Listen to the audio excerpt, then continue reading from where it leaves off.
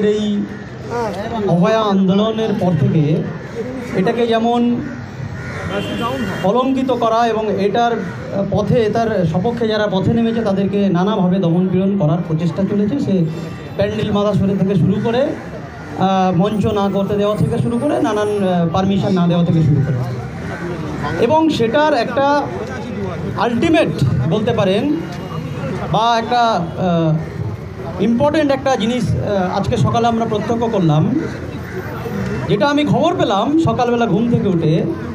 বিধাননগরের police, Bidhannagar থানার police, যারা 15-20 জন থেকে আরও বেশি, মোর দ্যান 20 পুলিশ আমার বাড়িতে, গ্রামের বাড়িতে পৌঁছায়। 2 কিলোমিটার দূরে আরজি করে আমি এখানে আছি, এই 2 কিলোমিটার দূরে ওরা না এসে 100 কিলোমিটার দূরে আমার গ্রামের বাড়ি ওরা সকাল সকাল গিয়ে পৌঁছে দেয়।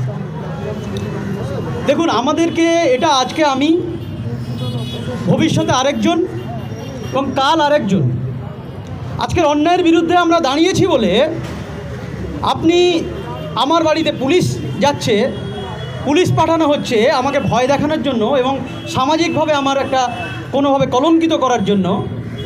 বারবার আমরা এটা বলেও এসেছি, আবারও বলছি যে সাধারণ মানুষ যারা কিন্তু আমাদেরকে দেখছে প্রথম থেকে, তারা কিন্তু এটা ভালোভাবে নেবে না। আমরা সাধারণ মানুষের যে স্বাস্থ্য পরিষেবা থেকে শুরু করে সাধারণ মানুষের নানা দাবি নিয়ে হসপিটালের বেড থেকে শুরু করে সমস্ত ব্যাপারে যে আমরা আন্দোলন করছি, সেটা কতটা নৈতিক সেটা প্রমাণ করার জন্য আমাদের মতো ভয়েসকে দমন করার জন্য আমাদের বাড়িতে পুলিশ পাঠানোর মতো চক্রান্ত করা হচ্ছে।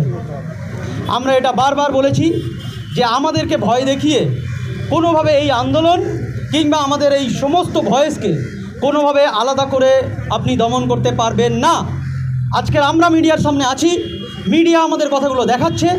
আজকে তাই আমরা বলতে পারছি যে প্রান্তিক মানুষটা যে কখনো মিডিয়ার সামনে আসতে পারে না, তার উপরে তাহলে কেমন দমন পীড়ন হয়, এই প্রশ্নটা আমার থেকে গেল। অপটু হাতে, অনভিজ্ঞ হাতে ডেলিভারি করার জন্য প্রসূতি মারা গিয়েছে, সেইটাই অভিযোগ উঠেছে। পিজিটিরা সাসপেন্ড হচ্ছেন মেদিনীপুরে।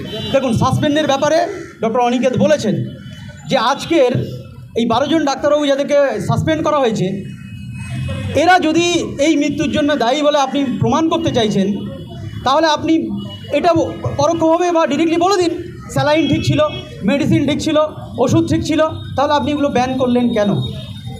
আজকের পোস্টমর্টম রিপোর্ট কী বলছে? যে অপারেশনের জন্য মৃত্যু হয়েছে? একদমই নয়। আপনি পোস্টমর্টম রিপোর্ট দেখুন, সেখানে বলা আছে যে কোনো অপারেশন ঘটিত কারণের জন্য মৃত্যু হয়নি। তাহলে আজকের সেপটিক শকের জন্য মারা গেছে। সেপটিক শক কী? একটা ইনফেকশনের জন্য কোয়াগুলেশন ডিসঅর্ডার হয়ে গিয়ে পেশেন্টার লাংস থেকে শুরু করে বিভিন্ন জায়গায় ব্লিডিং হয়ে পেশেন্টটা আপনার প্রসূতিরা মারা যাচ্ছে।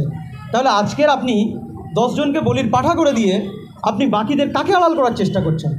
এখনও পর্যন্ত আমরা যে কোম্পানির ওষুধ তৈরি হলো, যে কোম্পানির স্যালাইন তৈরি হলো, সেই জিনিসগুলো আপনি ব্যান করে দিলেন, অর্ডার দিয়ে ব্যান হয়ে গেল, কিন্তু সেই কোম্পানির কাছে কোনো আমরা এখনও পর্যন্ত কারো সাসপেনশন দেখতে পেলাম না। এখনও পর্যন্ত কোনো রিপোর্ট এরকমভাবে এলো না যে সেই স্যালাইনে কেন কী ছিল, সেই স্যালাইনে কী বিষক্রিয়া ছিল।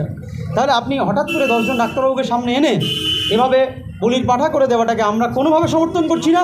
আমরা এটা মনে করছি ডাক্তারদের উপরে একটা দমন পীড়নের জায়গা। কেউ যদি কোনো রকম ভুল করে থাকে, কেউ ডিউটির সময় ডিউটি না থাকে, তার সেভাবে পূর্ণাঙ্গ তদন্ত করে তার কোনো রকম শাস্তি হলে সেটা শাস্তি রকমের হয়। কিন্তু আপনি অপারেশনের জন্য ডাক্তারবাবু সিনিয়র ডাক্তার ছিল না কিংবা জুনিয়র ডাক্তার ছিল, কে ছিল না ছিল, তার জন্য মৃত্যু হয়েছে, এটা বলে আপনি পক্ষান্তরে বোঝাতে চাইছেন যে ডাক্তাররাই এই মৃত্যুর জন্য দায়ী। এটা আমরা কোনোভাবে মেনে নেব না। ডাক্তারবাবুরা মৃত্যুর জন্য দায়ী হতে পারেন না। কারণ এই জন্য না, যে ডাক্তারবাবু অপারেশন করেছেন, যে পিজিটিদেরকে আপনি আঙুল তোলার চেষ্টা করছেন, সেই পিজিটিরাই, আমি গর্বের সঙ্গে বলছি, এই পশ্চিমবঙ্গে লক্ষ লক্ষ অপারেশন করেছে এবং ভবিষ্যতে লক্ষ লক্ষ অপারেশন করবে। সিনিয়র ডাক্তাররা অবশ্যই তাদের অবজারভেশন করবেন এবং শেখাবেন। সেই জন্যই আজকের আমরা স্যারেদেরকে কুর্নিশ জানাই। আর সাধারণ মানুষের স্বাস্থ্য পরিষেবা পেতে এই জুনিয়র ডাক্তারদের যে ভূমিকা আছে, এটা অস্বীকার করার আমার মনে হয় ইনডিরেক্টভাবে যে আপনি অস্বীকার করার চেষ্টা করছেন, এটা আমার মনে হয় সাধারণ মানুষের পক্ষে কোনোভাবে এটা ভালো বার্তা যাবে না। পিজিটিরা অপারেশন করেন, করে চলেছেন, ভবিষ্যতেও করবেন। এনএমসি গাইডলাইনেও আছে, স্বাস্থ্য ভবনের নানান গাইডলাইনও আছে। আমার মনে হয় এটা নতুন কিছু নয়। হ্যাঁ, সিনিয়র ডাক্তারবাবুরা প্রেজেন্স থাক, সবসময়ই থাক, এটা আপনার সিস্টেম, আপনি পরিবর্তন করুন, সিস্টেম নতুন করে বানান এবং সিনিয়র ডাক্তাররা প্রেজেন্ট থাকেনও সবসময়। এবার এই পার্টিকুলার কেসে কি হয়েছে, সেই জায়গাটা এই দেখার দায়িত্বটা কার, কে প্রেজেন্ট থাকবে না থাকবে সেটা তাহলে আপনি অফিসিয়ালি সেই জিনিসগুলো দেখুন।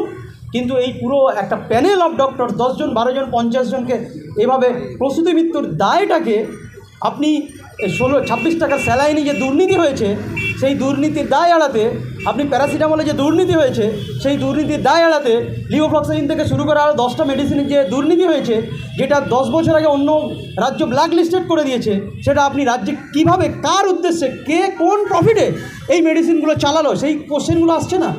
কোন ডাক্তারবাবু সেখানে প্রেজেন্ট ছিল কি ছিল না, ওখানে জুনিয়র ডাক্তার আর সিনিয়র ডাক্তার যেই করুক, অপারেশনটা পেটে হয়েছে, একটা প্রসূতি মায়ের বাচ্চার অপারেশন যেটা আমরা জানি সিজার, সেটার জন্য লাংসে ব্লিডিং কখনো হয় না। মেডিসিনে অবশ্যই সমস্যা ছিল, সেটা দেখুন এবং চেষ্টা করুন ভালো মেডিসিন দিয়ে সাধারণ মানুষের স্বাস্থ্য নিয়ে। এভাবে চিনিমিনি খেলে 10 জন ডাক্তারকে আপনি সাসপেন্ড করে দিয়ে এই সাধারণ মানুষের স্বাস্থ্য পরিষেবার উন্নতির এক ফোঁটাও আগানো যাবে না। যেটা আগাতে হবে সেটা হলো আপনি মেডিসিনগুলো সঠিকভাবে দিন সাধারণ মানুষের মেডিসিন। আজকে আমরা মিছিল করে শ্যামবাজার পর্যন্ত যাব প্ল্যান করেছি, মিছিলের পথে হাঁটুন। একটাই বার্তা, আজকের আমি সামনে আছি, মিডিয়া বন্ধুর মাধ্যমে চলে যাচ্ছে খবর, সবাই দেখছেন, কিন্তু সেই প্রান্তিক মানুষটা যার বাড়িতে কোনো মিডিয়া পৌঁছাতে পারে না, যার ভয়েসটা সাধারণ মানুষের কাছে পৌঁছায় না, তার বিরুদ্ধেও এক ফোঁটা দমন পীড়ন যাতে না হয়, সেই অধিকার নিয়ে, সেই ক্ষমতা নিয়ে, সেই সাহস নিয়ে আমরা মিছিল করছি, প্রতিবাদ করছি। সেই প্রতিবাদ আমরা করতে থাকব। সাধারণ মানুষ, রোগী, পরিজন যারা আছেন, বারবার বলছি সবাই মিলে নিজেদের অধিকারের জন্য রাস্তায় নামুন, নিজেদের কথা বলুন, না হলে এই আন্দোলন আমরা চালাতে পারবো না। সবাই মিলে থাকুন সঙ্গে, এই আন্দোলন সবার।